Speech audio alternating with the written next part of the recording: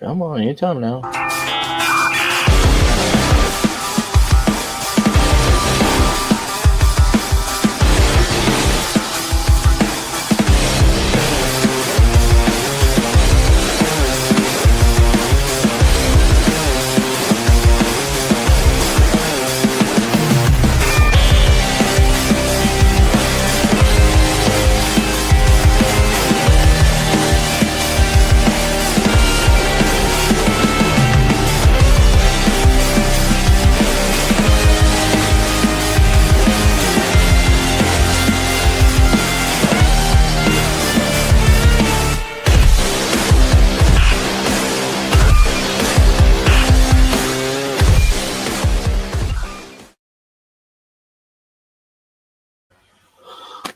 Oh, gobble, gobble. We are all full of turkey and full and over all this bad officiating. But before we get into all that kind of craziness, I hope everybody out there had a really, really awesome Thanksgiving and hopefully you enjoyed some time with your family. Slayton, you did some traveling, man. Where'd you end up going? Dude, I'm still defrosting. I was up there in Alaska. I was there for a good 7 days. It was pretty damn cold, man. We were -2 for a couple of the days I was there, 2 degrees. But man, the time changes really screwed me up. I was all jet lagged for a couple days here, and now I'm starting to get back to normal. So it's nice to be back in the saddle. Oh yeah, definitely, definitely. Well, glad to have you back, man. I'm glad you had safe travels, and glad you had a good time. Um, Man, I guess let's just dive right into it. I mean, it's playoff time. Like this is the last week, so most people, hey, you have to win to get in. All right, crunch time. So this week's waivers are going to be important.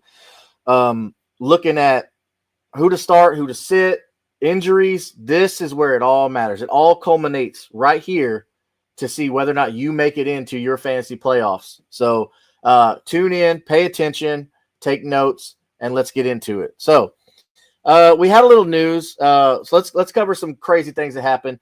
One, how about who the heck are these Panthers out in Carolina? You gotta do me like that early. All right, all right, man. I gotta give credit to where credit's due, man. They've looked really good. They're starting to get a groove together.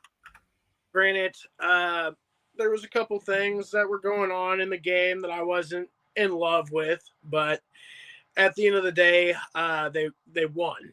So I got to give credit to them. They looked fairly good. Bryce Young has looked pretty good over the last couple weeks, and I'll tell you what, I did some diversifying of the revenue whenever I was doing my best balls in the off season, and I did not realize how many shares of Bryce Young I ended up with. So I'm pleasantly surprised, and I feel pretty good right now. Yeah, I bet you are pleasantly surprised, especially as good as Tedroy McMillan has looked, man. He Yeah, has looked pretty dang good. How about that? phenomenal. And just to like piggyback off of that, like they're really starting to get things together. Coker's starting to make a role there for him. So like I'm really happy to see Bryce Young take that step forward because there was a point here in the beginning of the season that we were all kind of like, yo, man, like what are we doing? And it did not look good. So I'm happy that Andy Dalton didn't have to come back to save the year again. But man, I'm really, really happy with how they look near the end of the season here. Yeah, for sure, man. So let's look at some studs and duds. Let's real quick look at week 13, how our players did.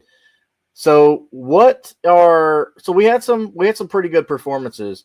Kind of one that really kind of stuck out to me is not an actual individual player. It's actually an entire group of players. And who do you think that is? New England's defense. Yeah, no.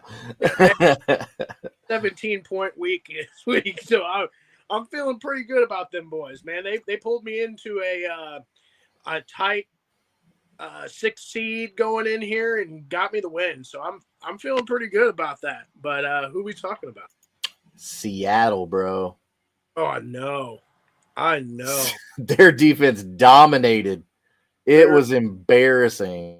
They have been on fire the last couple weeks, and I'm just excited that Jackson Smith and the Jigba is taking a really big step forward.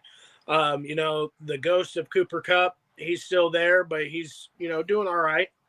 And to see Sam Darnold come out and kind of take everything that happened at the end of the season last year as a grain of salt, and to keep trudging forward. And I think that what they've put together has been phenomenal.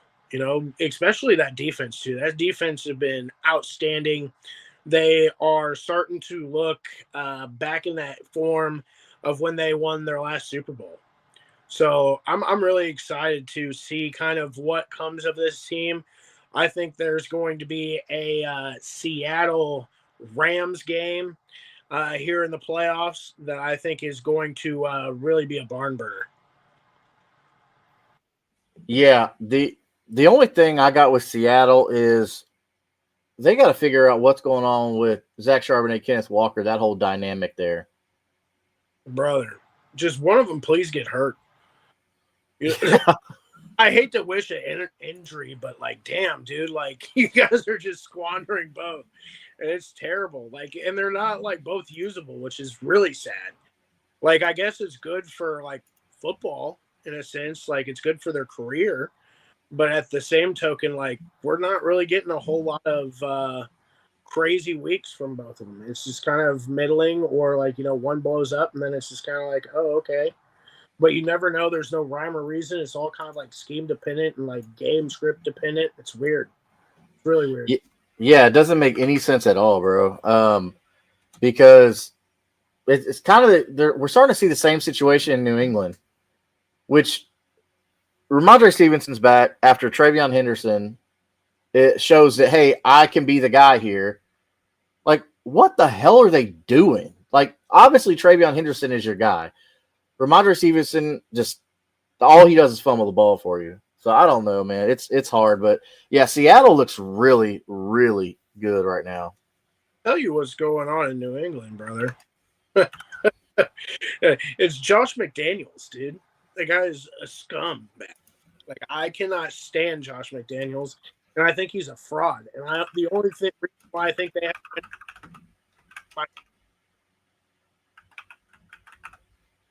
Yeah. Bro, it's crazy. So let's look at some other studs here. Bijan Robinson. Bijan Robinson did amazing, but let's be fair. He's going against the Jets. I mean, the Jets are pitiful. It's boo-boo juice. Boo-boo juice.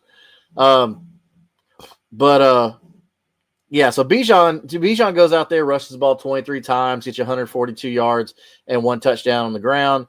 But, I mean, he's catching 5 of 7 targets for 51, so that's good. Yeah. That's what you want in your running backs right there, especially the PPR format. Patrick Mahomes is still looking great, man.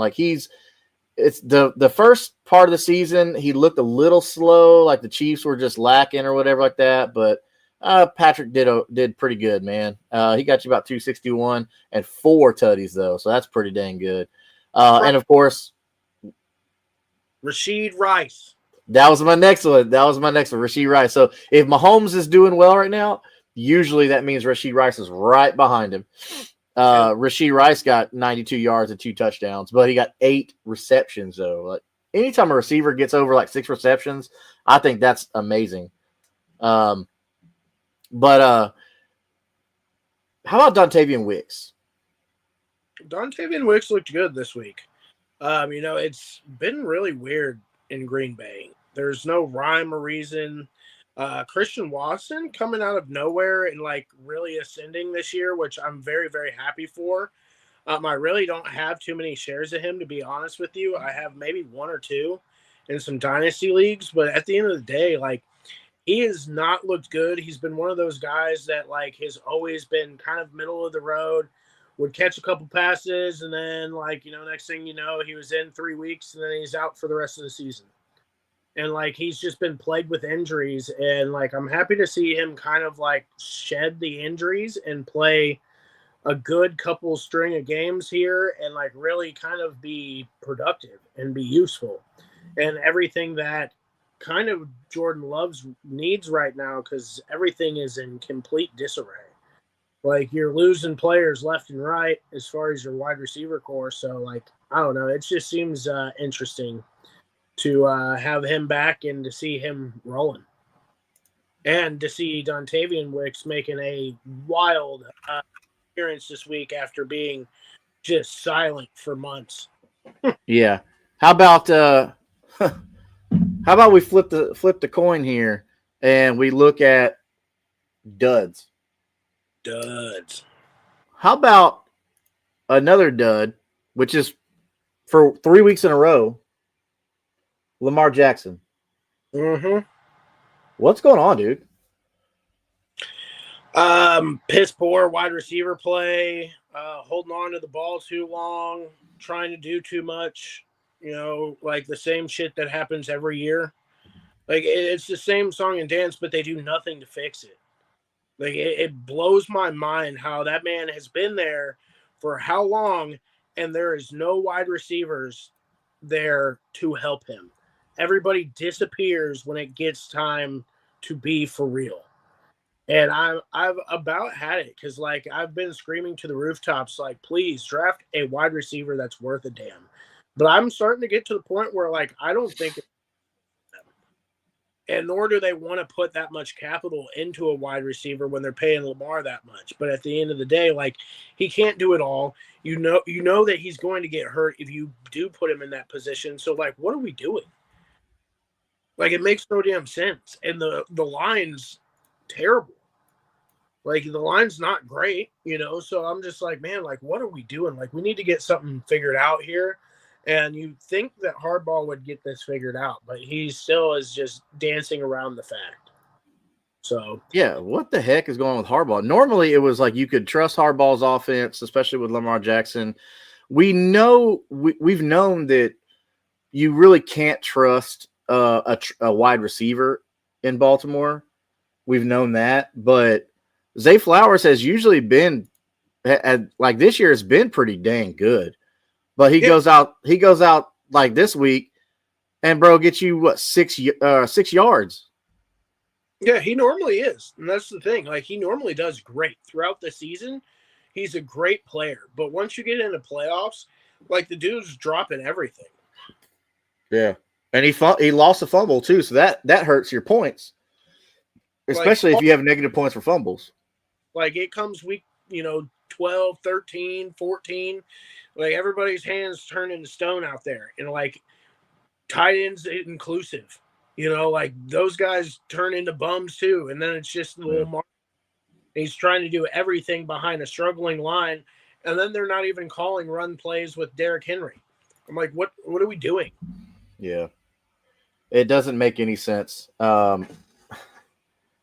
It's almost like, man, for Baltimore, do we pump the brakes? But I mean, if they have favorable matchups, that's the only thing.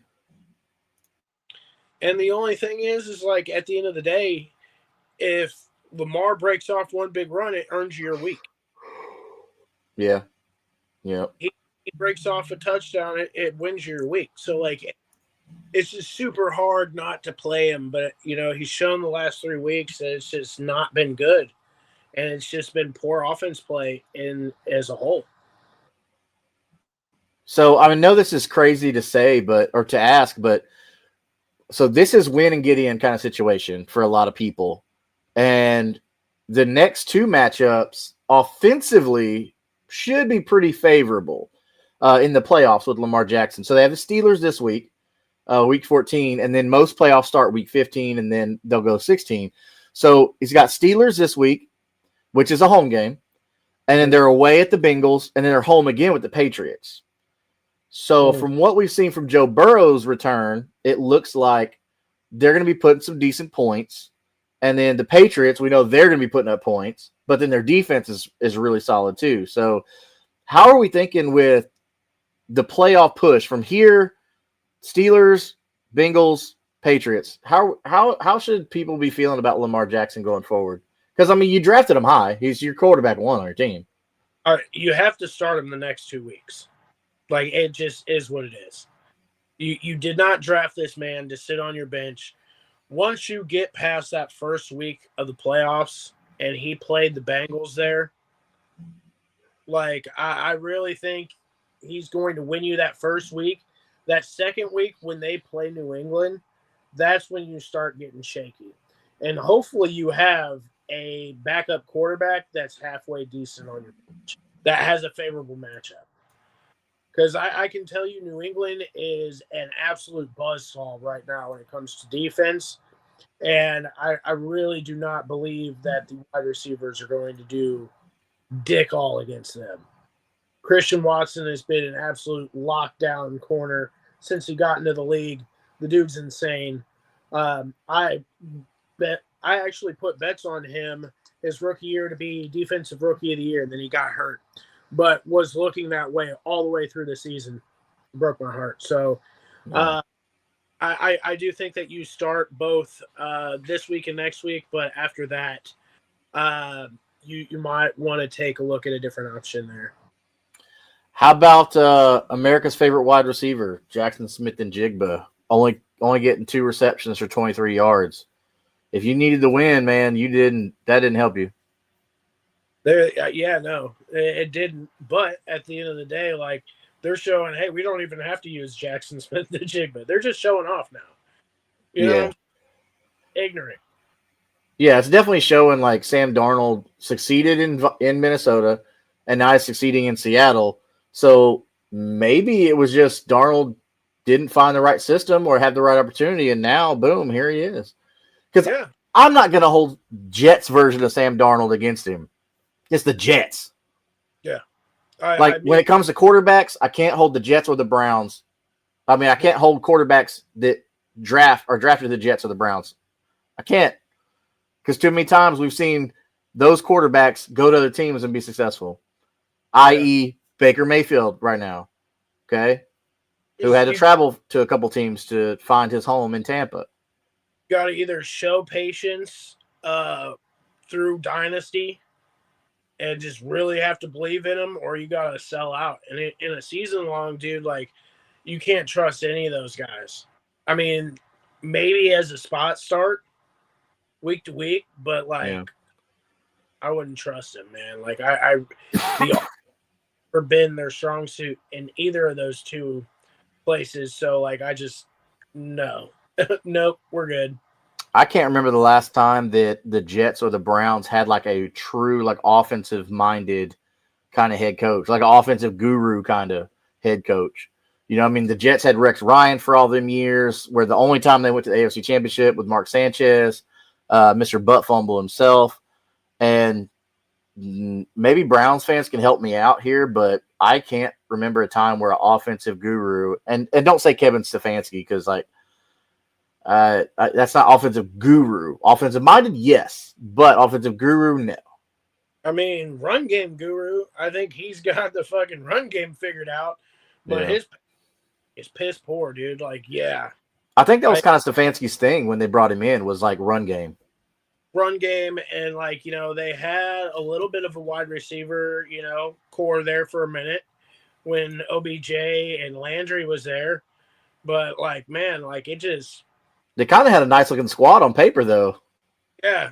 They had a really good looking squad then, and I think that was around Josh Gordon area too. So like, man, like bro couldn't stop hitting the ball, man. Yeah, he was smoking that weed.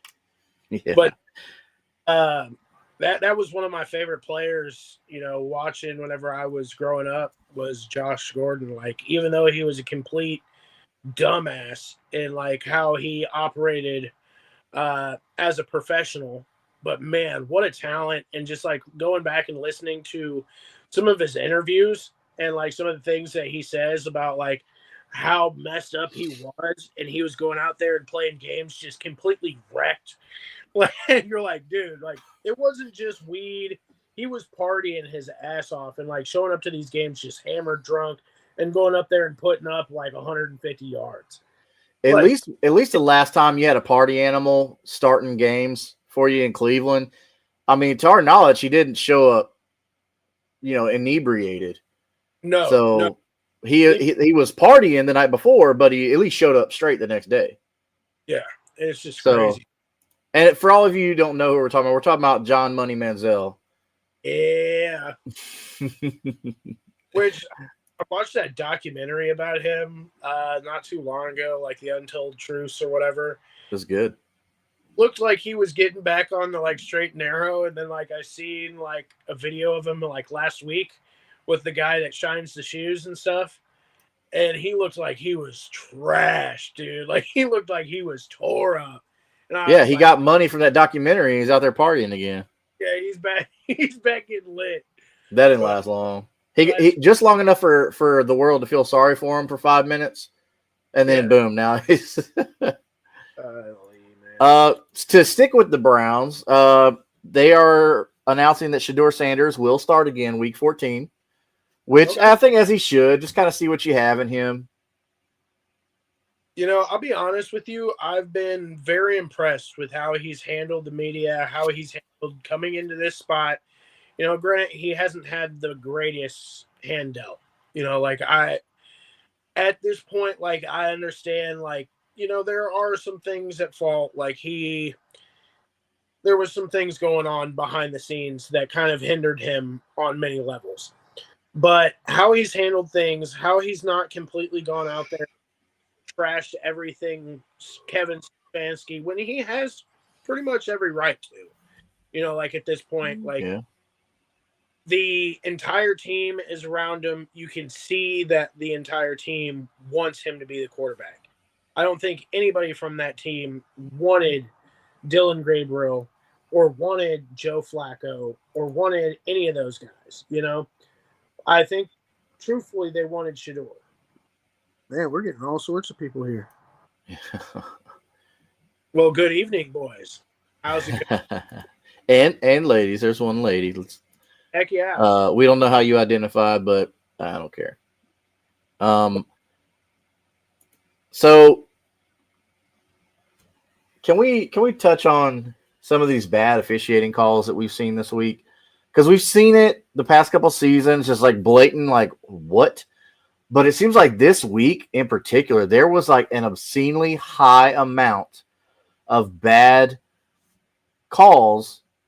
Even one like super questionable field goal. Some people are saying like, oh well, this is the rule and this, and they can't review it. Like all scoring plays are reviewed, except for field goals that go over the crossbar. Loopholes. Yeah. Like what, dude? Like, come on now. Like, this is insanity. Like, I don't know. You got rules for every other fucking scenario out there. So why is this not reviewable? I don't know, man. Like, so we saw it crazy with Washington and Denver. Like the whole fourth quarter was just crazy calls. Most of them didn't even make sense. They were just bogus. Even the announcers were saying they were bogus. Was it Colts Texans? A couple other bogus calls, like phantom pass interference, as my buddy Jeff likes to say over at Unstable, like saying Kenny Moore committed a pass interference on defense, but he never touched him. They showed the replay one time, and everybody saw he didn't touch it, and they never played the replay again. Yeah, dude.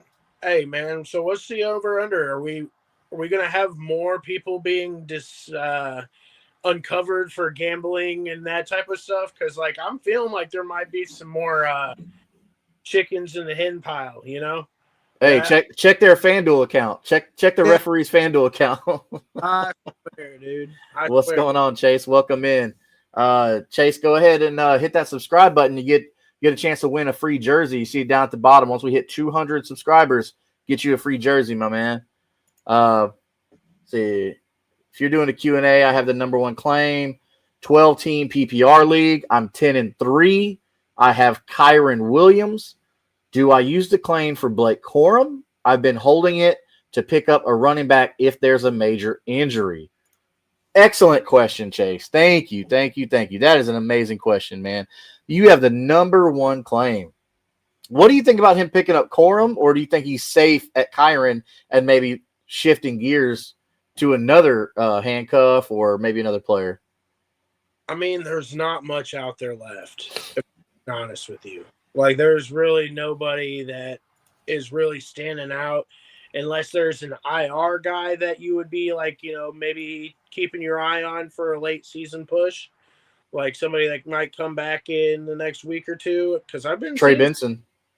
Trey Benson or like Mike Evans. I've been seeing some people pick up Mike Evans. So I'm sure there's some whispers and some rumors of him coming back.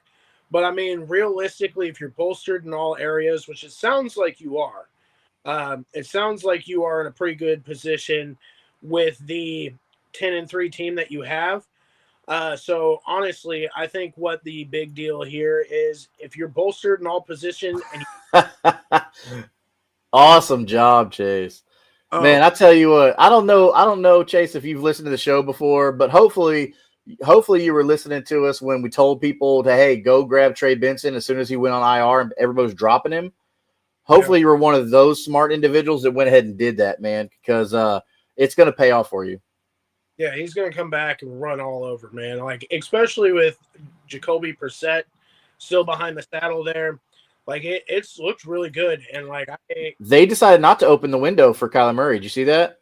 So it's Jacoby Brissett probably the rest of the fantasy season. So rightly so, man. Like, congrats, because he's looked good. That offense has looked good. Yes. It's operated fluently, which is nice.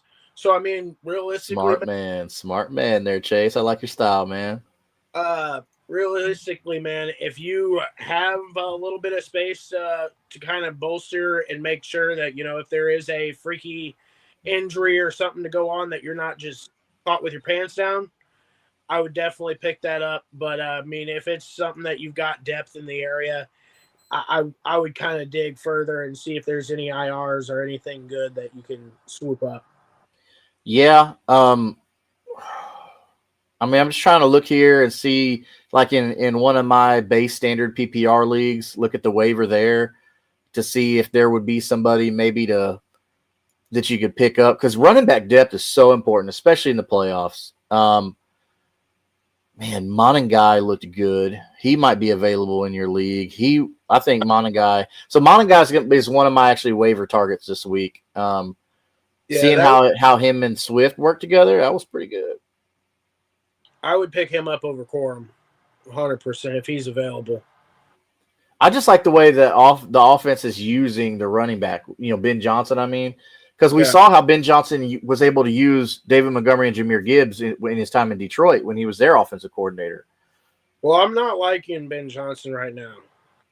He's screwing me on some Roma Dunze shares, and I'm pissed. That is weird. I love Roma Dunze. I loved him, and he looked fantastic coming out, and then like out of nowhere just flip and switch, and it's been trash last couple weeks. And I'm like, man, like what is going on? And it's really bugging me, and I don't know if it has something to do with the emergence of Kyle Monangai or what the whole deal is there. But he said Monangai is taken. This is a 12 team with 6 bench spots, so it's really thin. Yeah, that's going to be pretty thin. So if Monangai is taken, then I don't know, maybe if Alec Pierce is available, because now the Colts are kind of in a position where they have to win like every game. Yeah, because that loss to the Texans, that weird loss, it was a weird game. And they played week, which is, I mean, I don't think they look great by any means, but they're winning games. Talking about Jacksonville? Yeah, they're not winning pretty.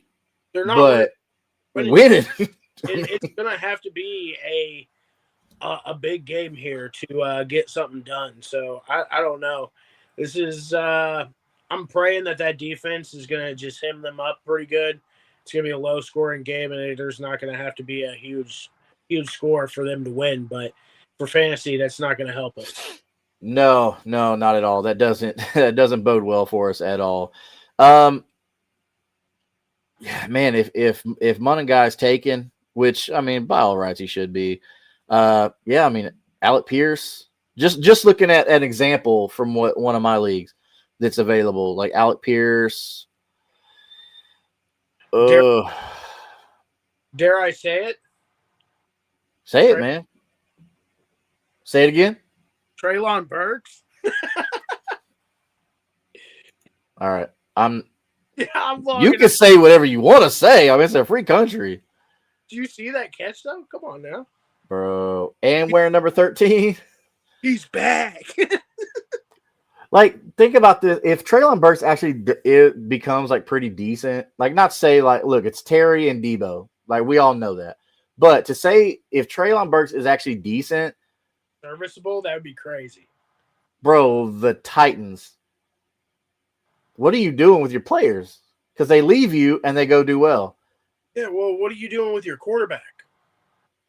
Wasting him, I guess. That's why they're leaving. Because they ain't got nobody there. Yeah. Mike Evans is available, actually, but could end up... I don't know if you leave Evans on the waiver wire. Like, yeah. Evans is a stud, like, bona fide stud. The fact that he wasn't stashed on IR is crazy to me. Yeah, that's a touchdown stud. If he comes back, like, next week, that you're going to be very happy that you had him. 100%. 100%.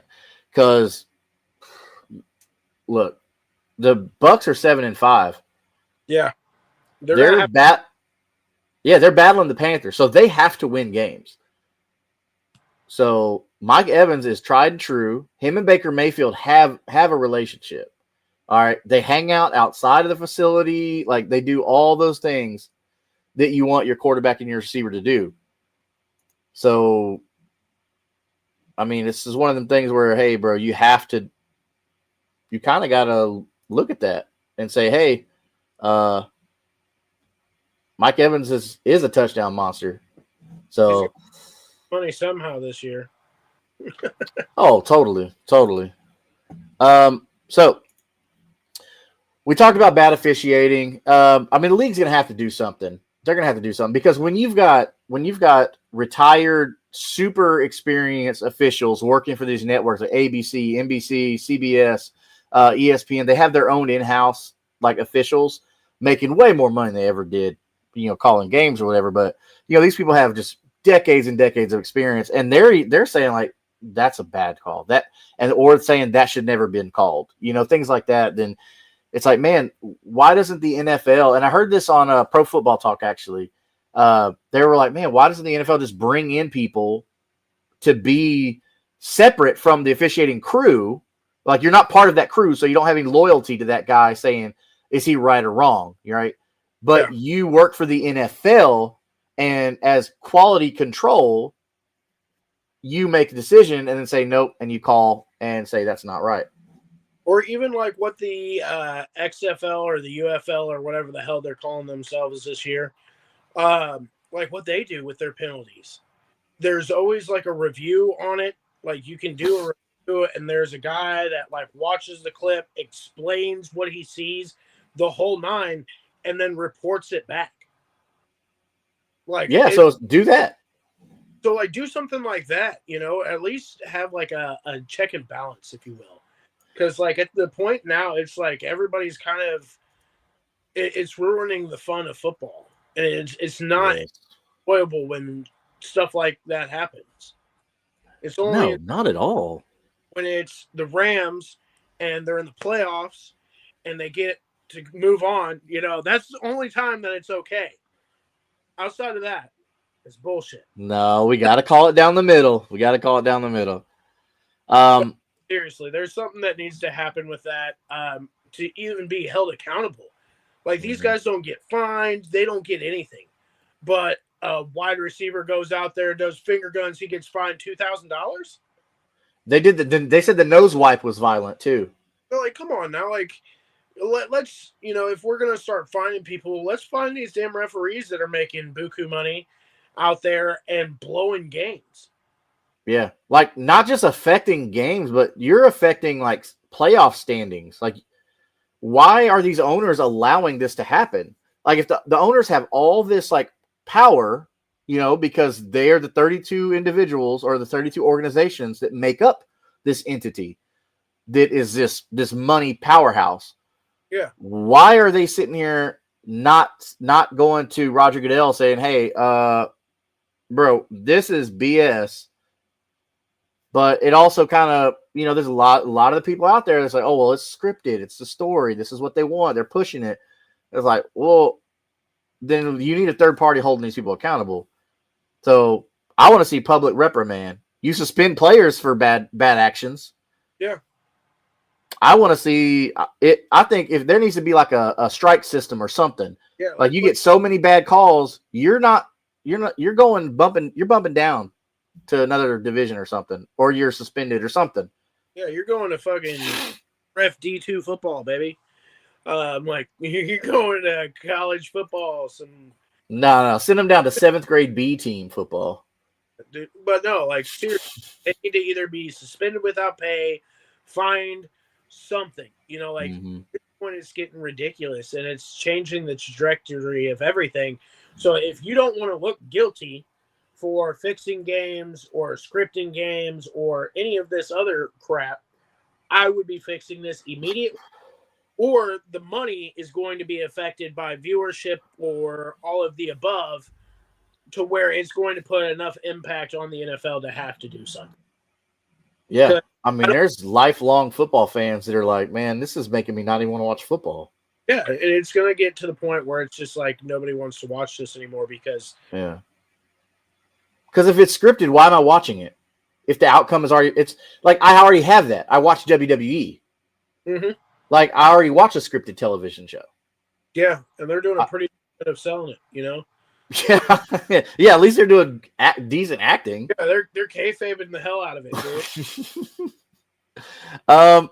So, of course, with all the great players that we talked about this week, one just stood head and shoulders above all the rest. I mean, a phenomenal week. Another week, come to think of it. I mean, after he went ahead and said, like, he was upset, to say the least.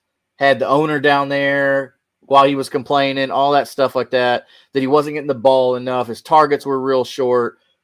Well, targets haven't been an issue the past 3 weeks at all. I'm talking about A.J. Brown. AJ, baby. Which, coincidentally, A.J. Brown is tied to Treylon Burks.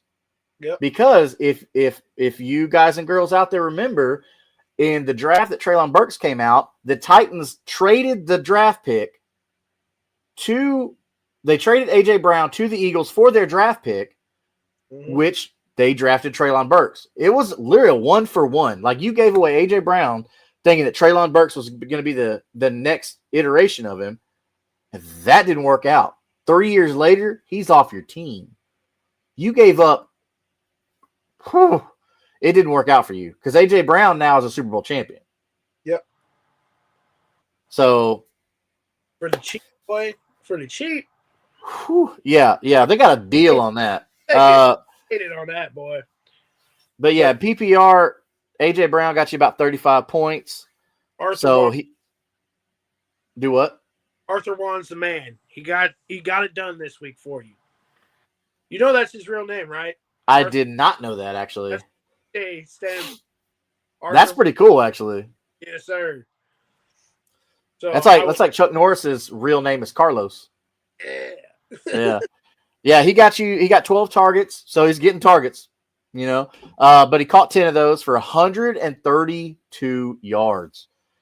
Phenomenal. And 2 touchdowns to go with it.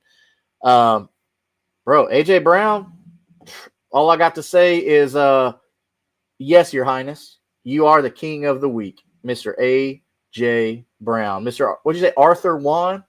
Arthur Juan, baby. Arthur Juan Brown. You are Kingmaker Sports King of the Week. Congratulations, my guy. Keep up all the good work. I guess, like they say, the squeaky wheel gets the grease.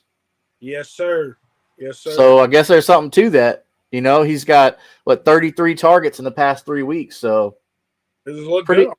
Yeah, you're averaging 11 targets a week. It's pretty good.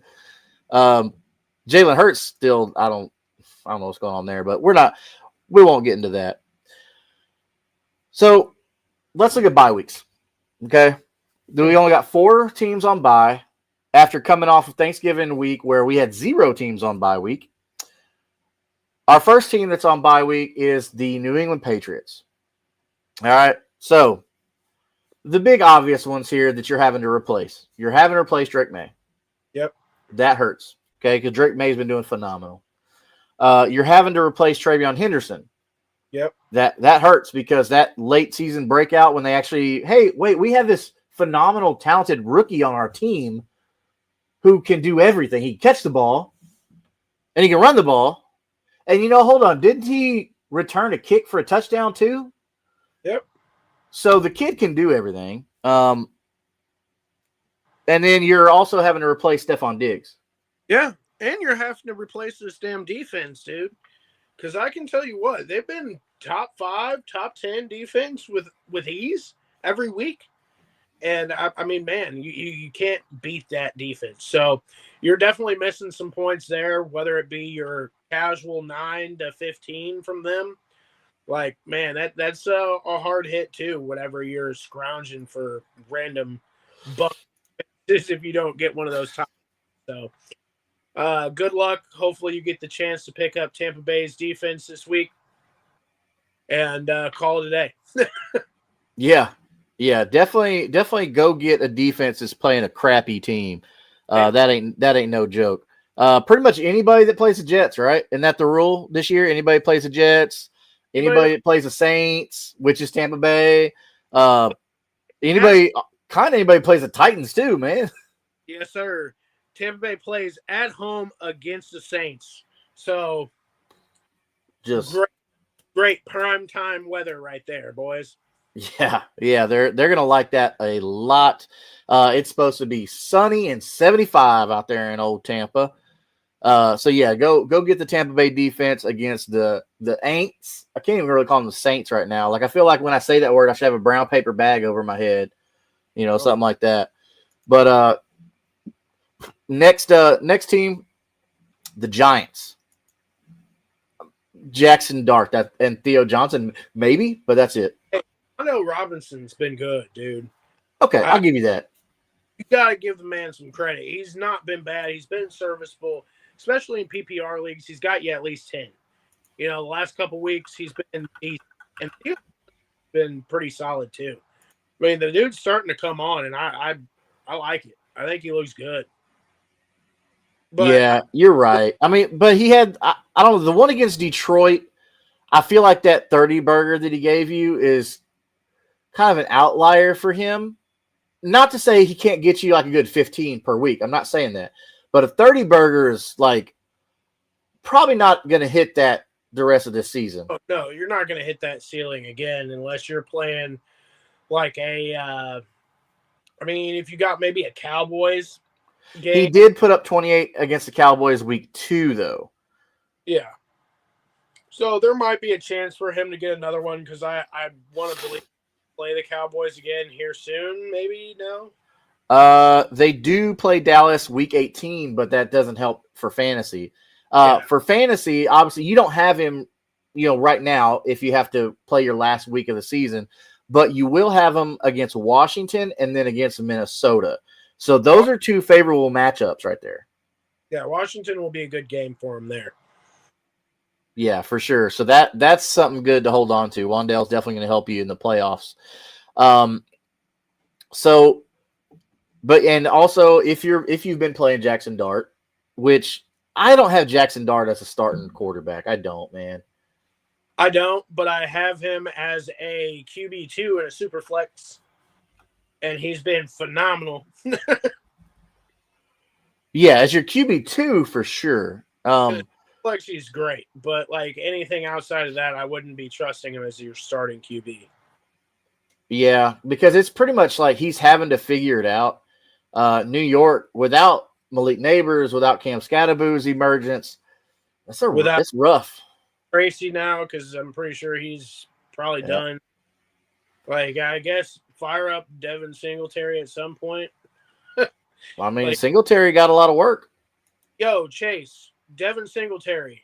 Now that I think about it, go pick up that clown if he's available. That clown? Dang, bro. I mean, hey, if you're looking for a spot start here, like, listen, He got you 19 points against a top 5 defense. Hey, he's going to be the starting running back for the next couple weeks. So, and yeah, we only got 2 more weeks of him. So if he's gone, because he'll get to rest up and actually get acclimated into the RB1 slot for week 15 and 16. So, Morales is catching the ball. So he's going to be a PPR monster if he gets acclimated into that offense for a full try. Yeah, with only getting 51% of snaps against New England, he caught all 3 of his targets for 24 yards. He got you 68 yards on the ground and a touchdown. So, and that's 51% of snaps. That would be my big waiver wire pickup this week. And we've seen Devin Singletary actually do well when he's the guy. Yeah. So yeah, my big pickup this week, him and Mike Evans, if they're still available in your waiver wire, go pick them up. Yeah, especially if running back is like what you're focusing on there, Chase, then yeah, I like that. Devin Singletary for sure. Next team on bye, we are looking at the San Francisco 49ers. Yeah, if you had Christian McCaffrey, good fucking luck, buddy. Good luck. Because most likely you're fighting for a spot right now and your best player's on. And you're just praying to God that you have some bum that's going to, like a Tony Pollard that you're wishing that's going to score a touchdown or something to get you by. God. Let's pray for a Blake Corum to get a tug here or something. Like, it's going to be rough. So, yeah, that's something that I'm hurting. A lot of people that I know that have Christian McCaffrey, they're in this situation that they're like, man, like, I'm fighting for a spot here, and like, what do I do? Like, just it's abysmal. And like, even with me, I have Brock Purdy in a whole bunch of my I have him in a couple dynasty leagues and a couple of my actual best ball leagues, some other leagues as well. But there's my dynasty league. It's a 2 QB league, and I've literally had to start 1 QB like 5 weeks this week, and I have 5 QBs on my damn team.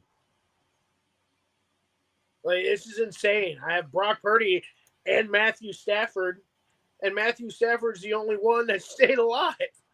Like, this is terrible, dude. Like, I have Joe Burrow, who finally back, man. Like, it's been a mess. But, no, he's been having him out of the lineup is going to hurt again, too, because you're probably dependent on him.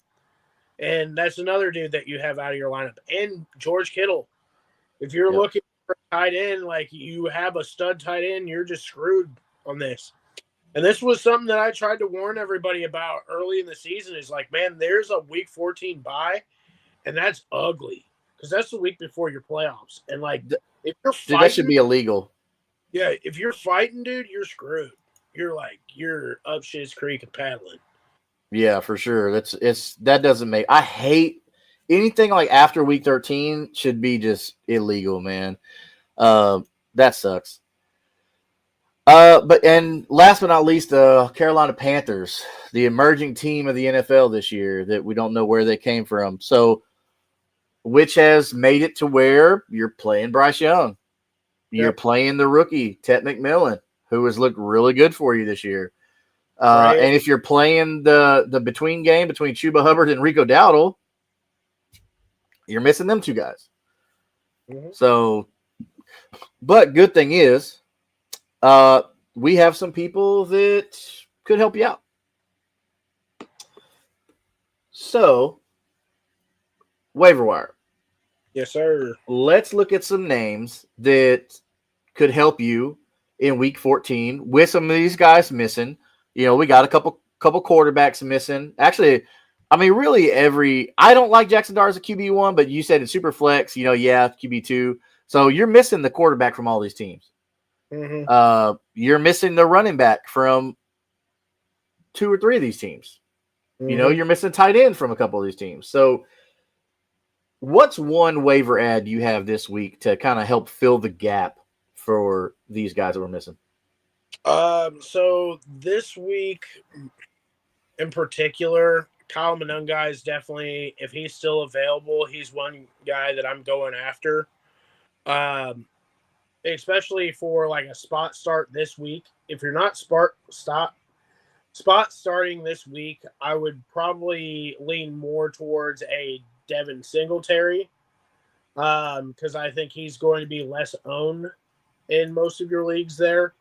But that would be my number one right now. If you're looking for a start now, it's going to be Kyle Monunga. Yeah, if Kyle Monunga is available out there, you definitely want to go grab him. Just because we see like what that's looking like as far as, and even if DeAndre Swift misses time, Kyle Monunga right there. Somebody that if you're missing a George Kittle, a Theo Johnson, go look at a Brenton Strange. So they have the Colts this week. Okay, another division game. It's a must-win for the Colts, so they're going to be putting up points. And Trevor Lawrence should be under pressure most of this game. So what does that mean? Why Brenton Strange? Because with the quarterbacks under pressure, they want to look for that quick dump-off pass. Who better? Brenton Strange, your tight end. So I'm going to say go pick up Brenton Strange as a good waiver ad this week if you're missing a Kittle or a Theo Johnson, somebody like that. Slayton, what's your next waiver ad you have for everybody? Waiver ad is definitely going to. I'm playing the long play at this point. You know what it is. It's going to be. So definitely I am looking at my IR spots, and if either Trey Benson or Mike Evans is still available, I am smashing on those guys. Yeah, I definitely like what you talked about earlier about Devin Singletary going and grabbing him, especially for our viewer Chase, who had that question about that. So my waiver ad is going to be Jaden Higgins. Now, this is if you have space, right? The Texans are in a position to where, like, hey, we could go on a run and win this thing and then go ahead and make the playoffs. So I don't think that D'Amico Ryan's going to hold back. I think he's going to open up the playbook. He's going to let C.J. Stroud just sling it, which C.J. Stroud didn't look great, but I think he's going to let C.J. Stroud kind of cook and see what they can do, because the running game is not good. So they're going to have to throw the ball. So that's why I'm gonna go with Jaden Higgins here. I think Jaden Higgins looks really good, and I think they're getting him more and more involved into the offense. So I don't know. What do you think? I like it. I think that you could definitely do a lot worse at this point. I mean, yeah, like there's not much left. So if he's still available, I mean, he's at least in a starting offense and somebody that's going to get points, like he's in the starting lineup where he's not a second string. He's not like a sometimes player. So I think that will be a little bit more beneficial than like picking up like a no-name player that's, a spot start there, Yeah, I mean, the reason why I say Jaden Higgins is because he's getting about 4 or 5 catches a game. He's got 4 touchdowns on the year, and he's seeing the field about 60% of the time. So we're on a team where they have kind of a lot of wide receivers that are on the field. So they're rotating receivers out. For him to see 58 to 60% is pretty good, I think. But injuries. We honestly didn't have that many injuries this week. So one of your bigger name injuries is going to be Mr. Marvin Harrison Jr. Okay, so Marvin Harrison Jr. Went out with a heel injury, which sucks because you have Jacoby Brissett, Jacoby Brissett has been looking so good since he took over.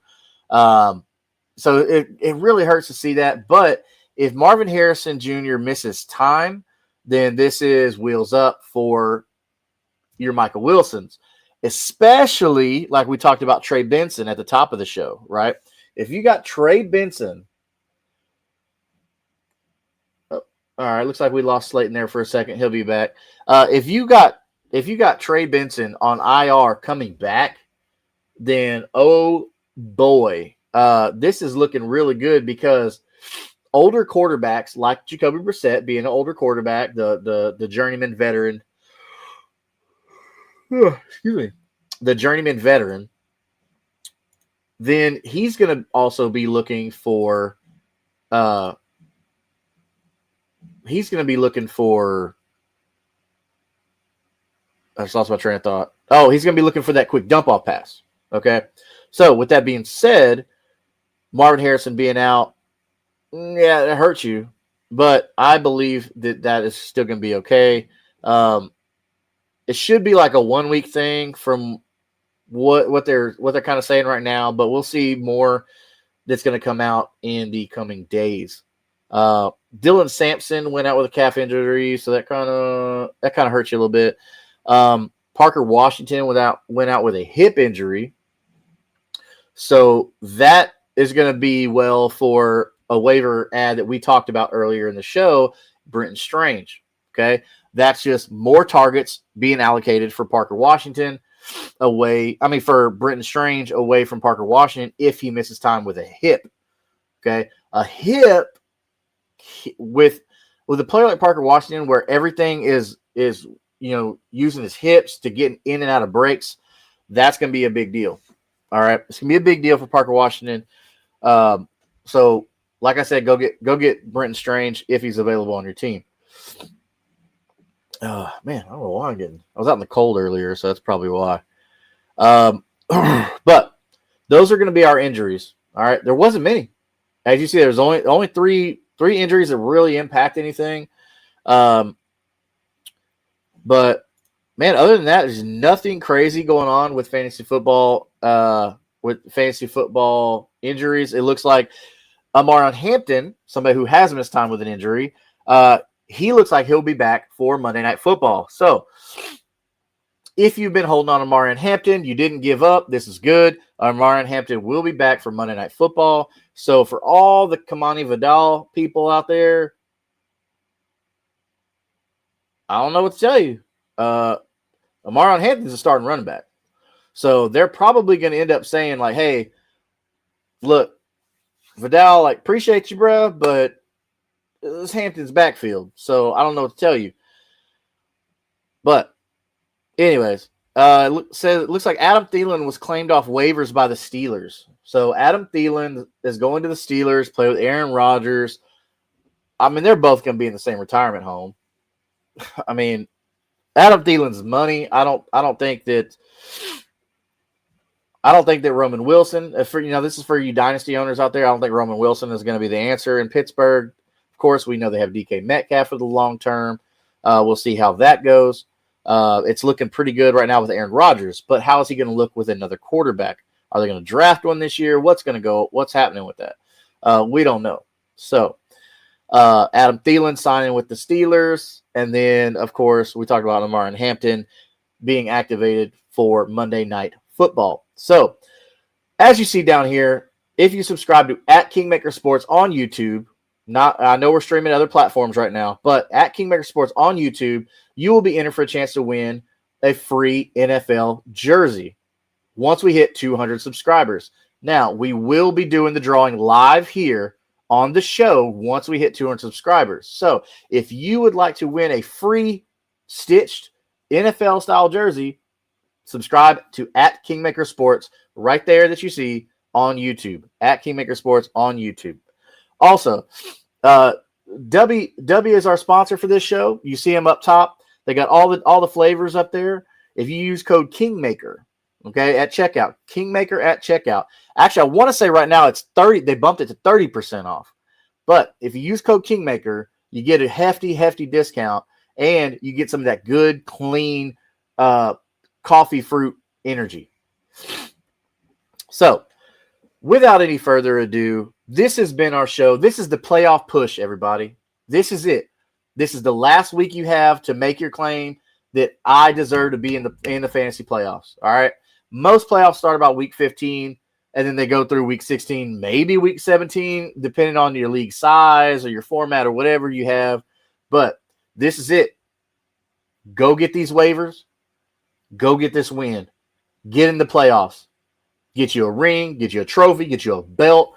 Whatever y'all do in your league, go get that. Okay? Don't hesitate. Every point matters this week. This is it. So, if you have any questions, you will see me Sunday morning, 11 a.m. Central Standard Time, right here at Kingmaker Sports, answering all those last-minute questions for you, heading into the final week of the regular fantasy season. Okay? Let's go get wins. Let's go be royalty. Let's get it. We'll see y'all Sunday morning at 11 a.m. Central Standard Time. Out.